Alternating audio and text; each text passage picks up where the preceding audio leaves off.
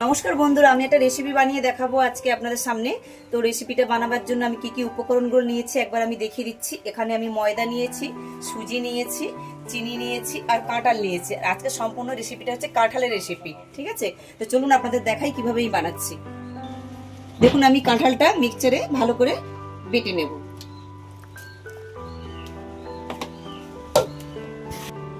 দেখুন, আমি উপকরণগুলো কিন্তু একটা গামলির মধ্যে দিয়ে দিচ্ছি। এবার আমি সব একসঙ্গে মিশিয়ে নেব। সুজি দিলাম, ময়দা দিলাম, চিনি দিলাম। এগুলো কিন্তু পরিমাণ মতন, আপনারা যতটা বাড়াতে পারবেন ততটা বাড়বেন। আমি কিছুটা পানমৌরি দিয়ে দিচ্ছি, অল্প একটু আমি লবণ দিচ্ছি। এবার দেখুন, বেটে রাখা আমি কাঁঠালটা দিয়ে দিচ্ছি। এটা ভালো করে আমি মিশিয়ে নেব। দেখুন, এটা এবার ভালো করে আমি মিশিয়ে নেব। তো আমি এটার মধ্যে চিনি দিয়েছি। আপনারা যদি মনে করেন কেউ চিনি খায়, অনেকে খায় না, তো সেটা আপনারা বাতাসা মিশিয়ে নিতে পারেন। দেখুন, এটা আমার ভালোভাবে মেশানো হয়ে গেছে, আমি মিশিয়ে নিয়েছি। তো এর মধ্যে আপনারা যদি নারকেল কুড়ি দিতে পারেন, নারকেল কুড়ি দিলেও ভালো টেস্ট হবে। আমি নারকেল খুব একটা পছন্দ করি না বলে আমি নারকেলটা দিলাম না। তো এটা মিশানো হয়ে গেছে। চলুন এবার আপনাদের ভাজাটা আমি দেখাবো। দেখুন, আমি কড়াই বসিয়ে দিয়েছি। আমি এর মধ্যে এখন সাদা তেল দিয়ে দিচ্ছি, আর পুরোটাই আমি সাদা তেলের মধ্যেই ভেজে নেব।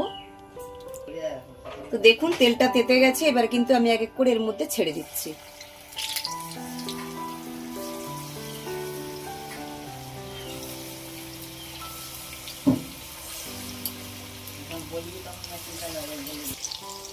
যখন এক পিসটা হয়ে গেছে, এবার আমি আস্তে আস্তে করে এগুলো উল্টিয়ে দেবো, পুরোটা ভাজা হয়ে যাবে।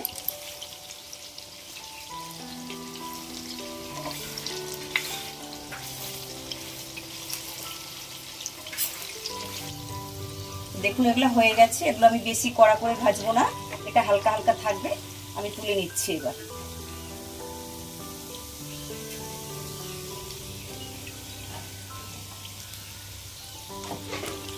চলুন বন্ধুরা, এইভাবে কিন্তু আপনারা কাঁঠালের রেসিপি বানিয়ে খাবেন, ঠিক আছে? এইভাবে বড়া বানিয়ে খাবেন, দেখবেন খুবই ভালো লাগবে। আর খাওয়ার পরে কিন্তু অবশ্যই কিন্তু লাইক করবেন, শেয়ার করবেন, সাবস্ক্রাইব করবেন।